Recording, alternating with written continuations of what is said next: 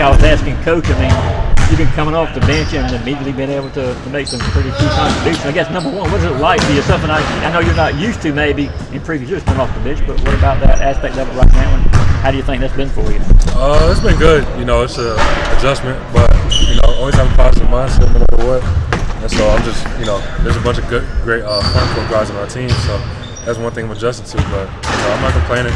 I'm adjusting, and I'm learning every day. So, what's it like competing with these other guys? That's a pretty. I know y'all are a tight group and all that, but what's it like on the court every day when you guys battling and that? It's crazy because we got a guy like Ace who can stretch you out and play very well on the perimeter. Then we got a guy like Samto who's a dominant interior force. So it's good to learn from guarding those type of guys every day. So you don't see a ton of big guys like us who are able to pass the ball quite like you can. Kind of where did that start? How did you get so proficient at that aspect? Really in high school. I had a high school coach who played overseas, played pro, and so that's one of the parts of the game he taught me about. Was really much scoring, just passing the ball. Since everyone likes to score, try to be different.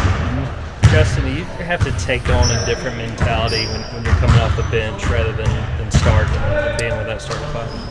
No, it's the same mentality every day. Just be ready no matter what, and just try to make an impact whenever I'm in. So. You mentioned Samto. What would have been your impressions to what he's been able to do to this point as freshman? Athletic freak, I'll say that. Like, he's built crazy, and he's just jump out the gym. So that's my impression of him. What stands out to you about this Auburn team you guys are getting ready to play? Can you repeat that question, please? Yeah, just what stands out to you about this Auburn team? How connected they are and how they are on defense and how they can get out and score in bunches. So that's one thing we got to do tomorrow, just limit our turnovers and limit the offensive rebound. Hopefully we'll be fine. How have you guys been able to flush games? We didn't really win or lose. Y'all been able to do a pretty consistent job of that to be successful. Kind of what has been the key to making that happen? Really just the preparation beforehand. We don't focus on the game like today coming into film. We focus on how we're going to have a good practice and preparation for tomorrow. So we take it one day at a time. Along the same lines, how have the last couple of days been since that Tennessee game? Just move on, turn the page, we watch film on it, and then after that, just flush it away, just move on to Auburn and get ready for that game. Can't change the past. How big do you feel like this is to have this game at home with the way the environment's been in Stegman and just the fan support you guys have had in some of these big games? It's a big deal.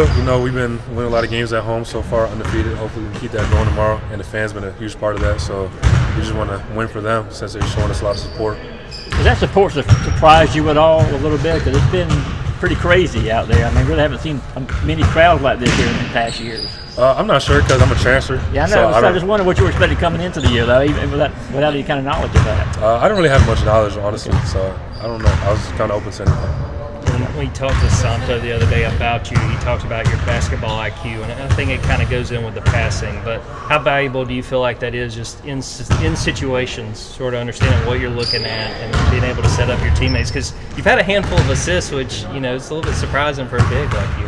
I feel like it's pretty important because not many big guys are used to having to defend someone who can pass and just me being able to stretch the floor and make plays off of that. I feel like that's pretty helpful. Staying in that lane, kind of, Samto used the nickname Big Bro. The other day we heard, just now we heard Everyday J. That's what Mike calls you.